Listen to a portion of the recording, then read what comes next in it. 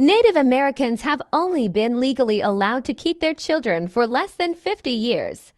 The Supreme Court is voting to overturn that law in 3 months. One thing I've learned in adoption is you can never underestimate the power and the determination of white people who are hoping to adopt non-white children. Only a couple years ago, the Indian Child Welfare Act surprisingly withstood its latest challenge at the Supreme Court level. We've seen a lot of articles come out about how this was actually a very surprising ruling. For the uninitiated, the Indian Child Welfare Act is the landmark legislation that was created in the United States as a response to decades of cultural genocide. For many decades of American history, it was essentially just American policy to snatch Native American children out of their homes, send them to schools that were designed to, quote, kill the Indian, save the man, cutting their hair, turning them into essentially white Americans. Many of these children who were essentially kidnapped by the American government actually died at these schools, and many others were forcibly adopted into white families. Which is why, from a legal sense, the Indian Child Welfare Act exists to require child welfare agencies to take extra measures before Native children are ever removed from their tribes and kin. Because again, for many decades, we just did it without ever asking anyone if they wanted this. Tribes across America celebrated when the Supreme Court backed ICWA, saying, "We hope this decision will lay to rest the political attacks aimed at diminishing tribal sovereignty and creating instability throughout Indian law that have persisted for far too long." But of course, in America, all good things have to come to an end, and we are already seeing new challenges to the Indian Child Welfare Act only a couple years later. Because when the Supreme Court backed ICWA a couple years ago, they left the door open. Justice Kavanaugh, in his concurring opinion, emphasized that the equal protection question was still undecided. He considered the issue to be, quote, serious, and stated the Supreme Court would be able to address the issue if, quote, properly raised by a plaintiff with standing. Put more simply, Justice Kavanaugh noted that the U.S. Supreme Court will, at some point, have the opportunity to determine whether ICWA's placement preferences constitute racial discrimination, mostly against white people. Because, oh, the horror of keeping Native children within their tribes when white people want to adopt them. There is so much more to be said than what I can fit into a short social media video, but the bottom line is we need to stand together and defend ICWA. Native children deserve to stay within their tribes when possible, and these tribes deserve the sovereignty that the American government has guaranteed them for decades. Now is not the time to let some angry, hopeful adopters tear down legislation that exists to safeguard the rights of children and tribes within the United States.